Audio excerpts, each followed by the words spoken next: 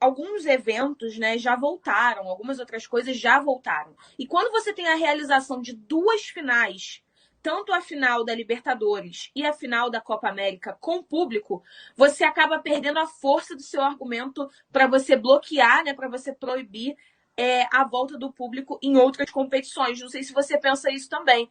Até porque, meu amigo, na final da Copa América agora a situação também foi crítica, porque de acordo com as informações que eu vi até em uma matéria publicada pelo Globo Esporte, se eu não me engano foi pelo Globo Esporte, teve falsificação de PCR negativo, né? Então, assim, é complicado você também ser contra se já aconteceram duas finais com público no Brasil, né? Exatamente, assim, o governo pode partir do argumento que verificou que deu errado e não vai fazer, mas eu acho que na verdade é muito mais cômodo para eles, né? Porque é um trabalho, tudo já voltou, né? Eu não acho que tipo 20, 25% de público no estádio é mais perigoso do que os bares da Zona Sul do Rio de Janeiro que estão sempre lotados ali no Leblon, ou até mesmo Zona Norte do Rio, Zona Sul, enfim. Acho que o nível de contaminação é muito maior nesses lugares, mas assim, o trabalho que a prefeitura tem para fazer o controle é muito mais caro no estádio, né? Então, assim, é muito mais fácil para eles falarem que são contra a volta do público e tal, e cederem na final, porque o vírus ele não para de circular só na final da Copa América e na final da Copa Libertadores, né? Exatamente. Então, o trabalho foi mal feito, na verdade, os problemas que aconteceram, principalmente no jogo da Copa América, né? O da Libertadores teve também muita falta de consciência da população, da torcida que estava lá, teve muita cena esquisita.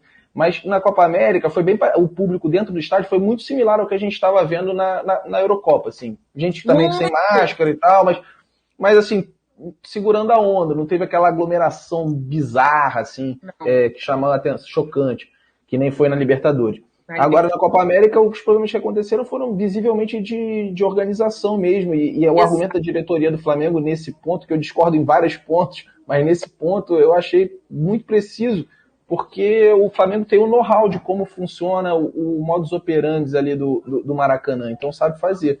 Não aconteceu de ser no Rio, mas vai acontecer de ser em Brasília, e é isso. O Rio de Janeiro está avançando a vacinação, né? Ontem parece que a prefeitura anunciou que todo mundo com 18 anos já vai ter tomado a primeira dose em meados de agosto, isso é legal pra caramba, né? Isso aí. E é isso, assim, a gente espera que o Maracanã possa receber já as quartas de final, a semifinal, com o Mengão avançando, Isso né? porque no decreto que foi publicado para liberação do público nessa partida, né, de volta da Libertadores, das oitavas de final da Libertadores contra o Defensa e Justiça, nesse decreto está constando que as pessoas que podem ir ao evento, né, que podem ir a essa partida, são pessoas vacinadas com as duas doses e com a validade das doses, né, já ok, com o prazo da validade, né, ok. E, além disso, também tem que apresentar um PCR negativo, essas pessoas vacinadas. Esse é o decreto nesse momento, né, Fernando? Certinho, né? Esse é o Exatamente. decreto agora. Além da pessoa estar vacinada com as duas doses, ou a dose única, que é o caso da Janssen, né? Que é uma dose só. Além disso, essas pessoas vacinadas vão precisar apresentar PCR negativo de acordo com esse decreto que foi publicado. Tem um outro decreto que a diretoria do Flamengo, né? Isso a gente conversou, o Papa conversou, o Nando também. Esse outro decreto diz que nessa questão de entrada do estádio, né? Ou a pessoa apresenta a carteira de vacinação com as duas doses ou com a dose única na validade, ou apresenta o PCR negativo.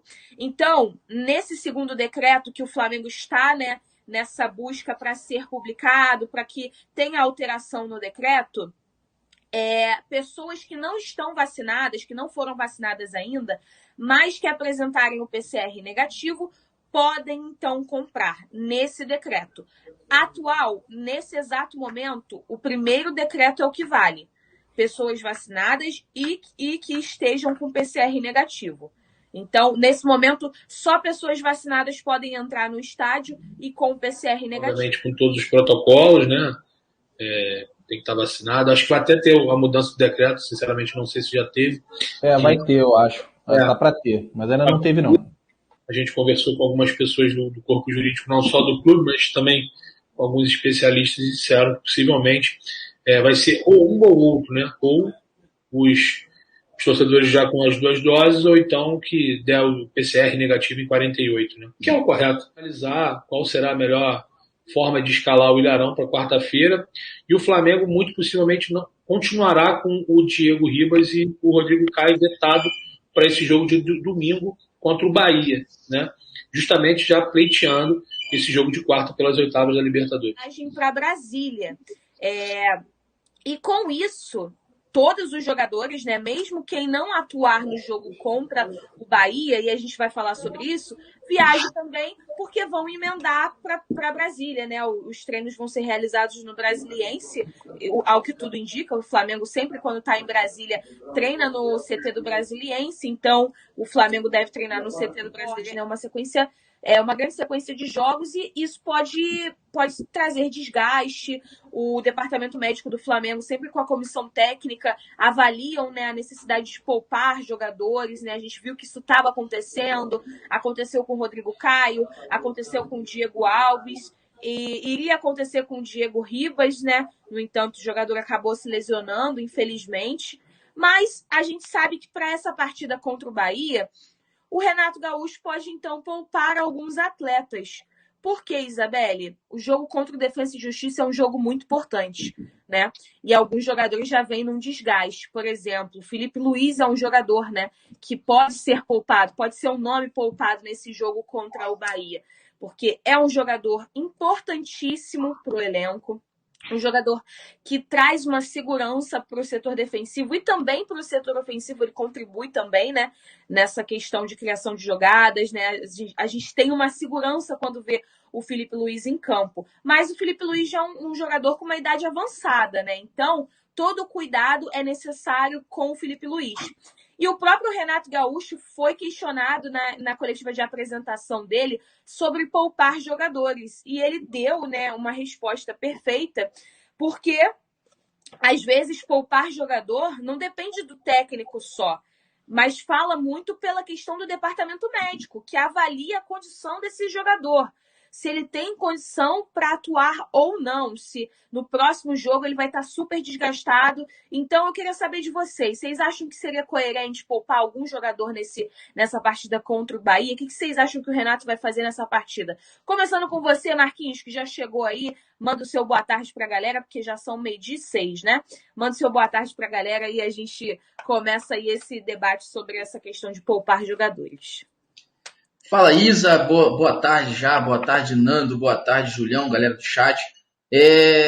Cara, o Michael foi perguntado ontem lá no Galeão se ele queria jogar, e ele falou que quer jogar, principalmente que está nesse momento muito bom, e que todos, não só ele, mas todos os outros jogadores que estão em condições querem jogar e não querem essa história de poupar. Estão acostumados, são jogadores competitivos, são jogadores que querem ganhar tudo também, querem sempre buscar. Só que é aquela situação, né, Isa? Vai depender do que a fisiologia vai passar para o Renato. Vai passar para ele, olha, jogador tal tem perigo de lesão, jogador tal pode jogar tanto tempo. Então tem que depender tudo isso. Eu, sinceramente, acredito que até pela história de 2019, de Jorge Jesus que não poupava ninguém, o Renato sabe disso. O Renato, até essa história, a questão de X9, o Renato está ciente de tudo. Ele chegou no Flamengo sabendo onde trabalhar, o que fazer, onde consertar, onde mexer, onde se deve mexer, onde se deve.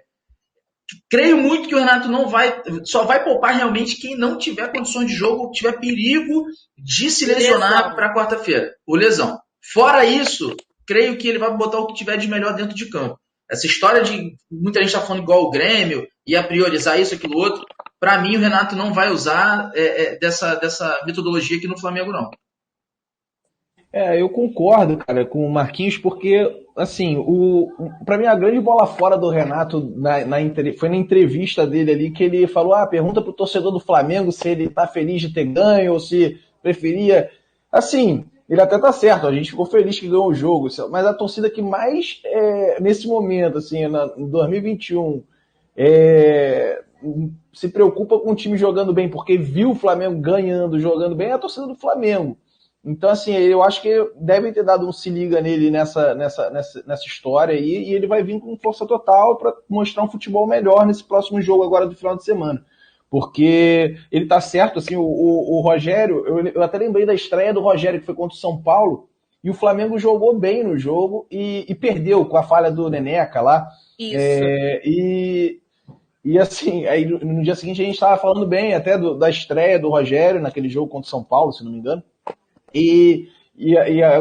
A estreia do Renato foi totalmente oposta, né? O Flamengo ganhou e jogou muito mal, tomou um sufoco como a gente não tomava, nem nas goleadas do Domenech a gente não tomou um sufoco tão grande que nem aquele jogo de quarta-feira. Então é isso, assim, acho que o Renato tem que se ligar que tem que jogar bola com a torcida do Flamengo, porque a torcida do Flamengo já viu esses jogadores jogando bola. Claro que as vitórias ajudam a amenizar as críticas e tal, mas é importante jogar bem porque tem jogadores para isso, né? Pois é. Fala aí, meu amigo Júlio. Eu acho que pegando um pouco do que o Marquinhos falou, um pouco do que o Fernando falou, é o seguinte. O Renato vive dizendo que é um sonho ser treinador do Flamengo. E com todo respeito, eu já falei isso em algumas lives, acho que até com a Isa presente, né, e também em outras oportunidades com o Gabriel. O Renato é um cara inteligente. Ele não vai pegar e fazer igual fez no Grêmio, de botar 11 reservas, inclusive ele não ficar nem no banco. Teve jogos em que ele levava 11 reservas e ele mesmo não ficava na frente do comando dos seus suplentes. Ele entende que o Flamengo é bicampeão brasileiro, que o Flamengo necessita de resultados, necessita de bons jogos, e a confiança da torcida do Flamengo ele só vai ter com bons resultados. E, obviamente, o Flamengo tem um elenco bom, mas, na minha humilde opinião, o elenco do Flamengo ele é muito numeroso de qualidade, praticamente do 1 ao 11. A gente sabe que não existe mais essa numeração do 1 ao 11, mas o Flamengo não tem esse elenco todo maravilhoso, na minha humilde opinião. O Flamengo tem um time bom, um time muito bom, o melhor time time do Brasil.